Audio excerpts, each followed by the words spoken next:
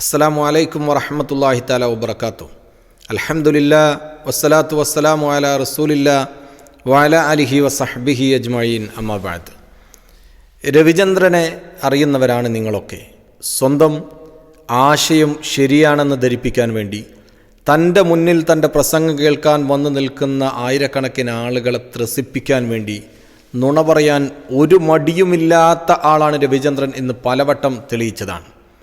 നബി സല്ലല്ലാഹു അലൈഹി വസല്ലമയുടെ കാര്യം വരുമ്പോൾ ചരിത്രത്തെ മെല്ലെ മൂടി വച്ചുകൊണ്ട് രവിചന്ദ്രൻ വളരെ നൈസായിട്ട് നുണ പറയും.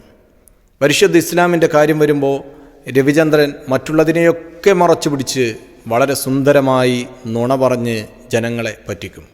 അങ്ങനെ രവിചന്ദ്രൻ്റെ ഒരുപാട് നുണകളുണ്ട്. ആ നുണകളിൽ ഒരു നുണയാണ് ഇപ്പോൾ നിങ്ങൾ കേൾക്കാൻ പോകുന്നത്. മുഹമ്മദ് ഒരിക്കലേ ഒരിടത്ത് ഇരിക്കുകയായിരുന്നു.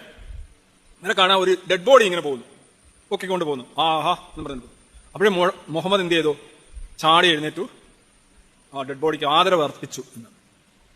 അപ്പൊ ആരാണ് ചോദിച്ചു, മുഹമ്മദ് നിങ്ങൾ എന്തിനാണ് ചെയ്യുന്നത് ഇങ്ങനെ? അതൊരു ജൂതന്റെ ശവശരീരമല്ലേ എന്ന് ചോദിച്ചു. മുഹമ്മദ് പറഞ്ഞു, ജൂതനാണെങ്കിലും മനുഷ്യനല്ലേ. ശവം ആരുടേതായാലും അതൊരു മനുഷ്യനായിരുന്നു, ഒരു സോളായിരുന്നു എന്ന് മുഹമ്മദ് പറഞ്ഞു വന്നു.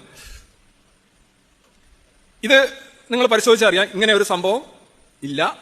ആളുകളുടെ മുന്നിൽ നിന്ന് ഗീർവാണം പ്രസംഗിക്കുന്ന രവിചന്ദ്രൻ്റെ മുന്നിലിരിക്കുന്ന ആളുകൾ സ്വാഭാവികമായും ഇത് കേൾക്കുമ്പോൾ വിചാരിക്കും വളരെ സത്യമാണ്, ഇങ്ങനെയൊരു കാര്യം നടന്നിട്ട് പോലുമില്ല.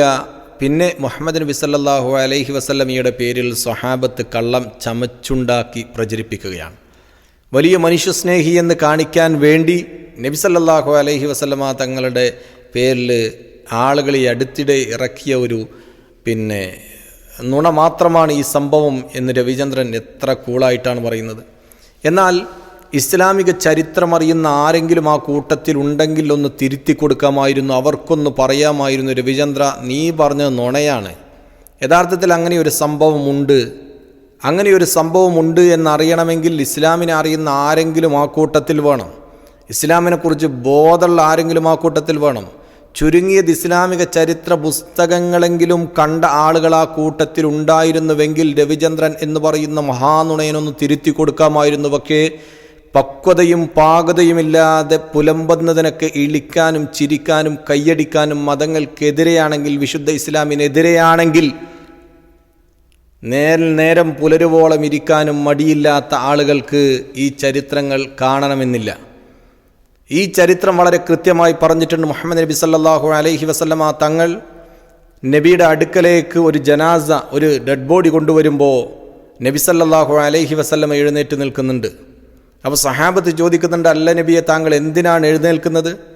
അതൊരു ജൂതൻ്റെ ശവശരീരമല്ലേ, ജൂതൻ്റെ ഡെഡ് ബോഡിയല്ലേ?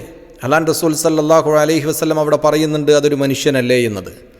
ഈ സംഭവം മനുഷ്യനെന്ന വർഗത്തെ ബഹുമാനിക്കണം എന്ന് പഠിപ്പിക്കുന്ന ഒരു പ്രവാചകൻ, ഒരു മനുഷ്യത്വത്തെ പകർന്നു നൽകുന്ന ഒരു മനുഷ്യസ്നേഹിയായ ഒരു ദൂതൻ, ലോകത്തിൻ്റെ മുന്നിൽ നന്മ കാണിച്ചു കൊടുത്ത ഒരു മഹാമനീഷി.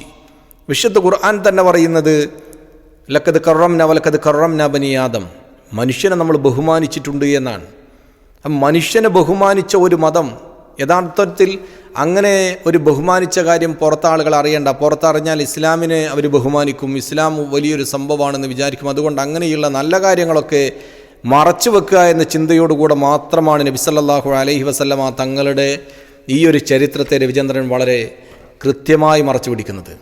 ഈ ഹദീസ്, ഈ സംഭവം സ്വഹീഹുൽ ബുഖാരി, ഹദീസിനെ കുറിച്ച് അറിയുന്ന ആളുകൾക്കറിയാം, വിശുദ്ധ ഖുർആൻ കഴിഞ്ഞാൽ അവലംബനീയമായ, വിശ്വസ്തമായ, അംഗീകരിക്കാൻ കഴിയുന്ന, തെറ്റുകളില്ലാത്ത, കുറവുകളില്ലാത്ത ഗ്രന്ഥങ്ങളിൽ ആദ്യത്തെ അവലംബനീയമായ ഗ്രന്ഥം സ്വഹീഹുൽ ബുഖാരിയാണ്. ആ സ്വഹീഹുൽ ബുഖാരിയുടെ 1312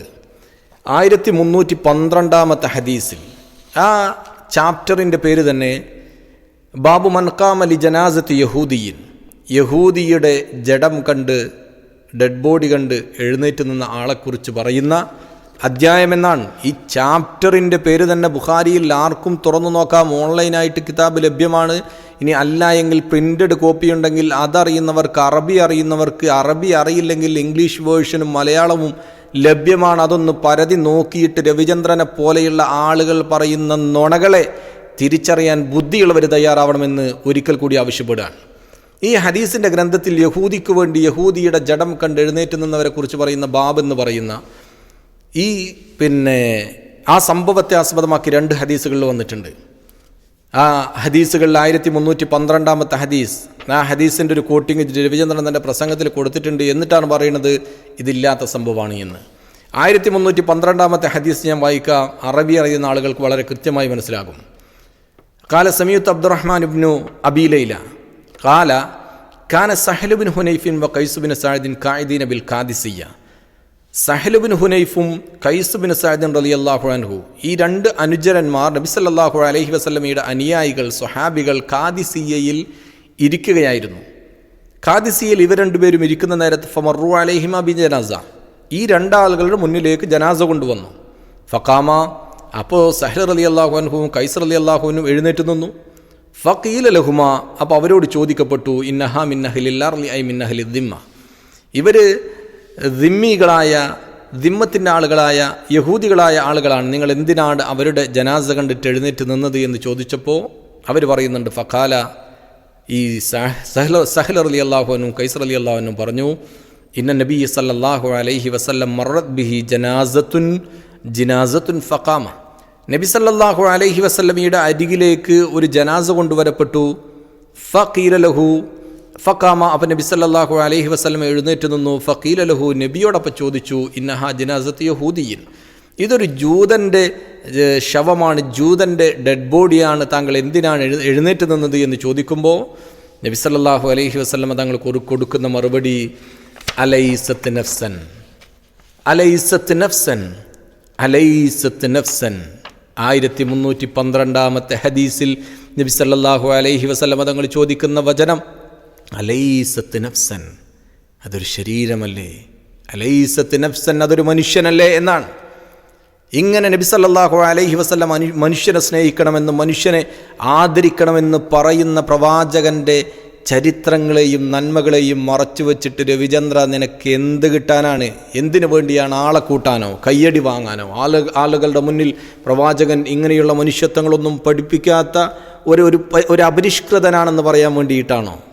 സത്യങ്ങൾ മൂടി വെക്കാം, പക്ഷേ അതൊക്കെ അറിയുന്നവരും അതൊക്കെ തിരിയുന്നവരും അതിനൊക്കെ കയ്യടി നൽകുന്ന ആളുകളും നിൻ്റെ മുന്നിൽ തന്നെ പിന്നീട് ഉണ്ടായി വരുമെന്ന ബോധ്യമുണ്ടായാൽ പിന്നെ ഒരുപാട് ആളുകൾ വിമർശിക്കാൻ വേണ്ടി നബി സല്ലല്ലാഹു അലൈഹി വസല്ലമയെ തങ്ങളെക്കുറിച്ച് ഒരുപാട് കുറ്റങ്ങളും ഒരുപാട് വിമർശനങ്ങളും ഉന്നയിക്കാറുണ്ട്. ആ ജീവിതം മുഴുവൻ അരിച്ചു പെറുക്കുന്ന ആളുകൾ അവിടെ നിന്ന് കണ്ടെത്തുന്ന ഓരോ കാര്യങ്ങളിലും മസാലകൾ ചേർത്ത് അവതരിപ്പിക്കുക. ചില വീഡിയോകളുടെയൊക്കെ കമൻറ്റിൻ്റെ ചോടിൽ താഴെ വന്നിട്ടുണ്ട് എങ്കിൽ അവരൊക്കെ ഇതൊക്കെ എഴുതി തയ്യാറാക്കാൻ വേണ്ടി ട്രെയിനിങ് കൊടുത്തുവിട്ട കമൻറ്റോളികളെപ്പോലെ കിടന്ന് കരയുന്ന അസഭ്യം പുലമ്പുന്ന ഭരണിപ്പാട്ട് പാടുന്ന ഒരുപാട് ആളുകളെ കാണാൻ കഴിയും. അവരോടൊന്നും വിരോധമോ അവരോടൊന്നും വിമർശമോ അവരോടൊന്നും അരിശമോ തോന്നുന്നില്ല.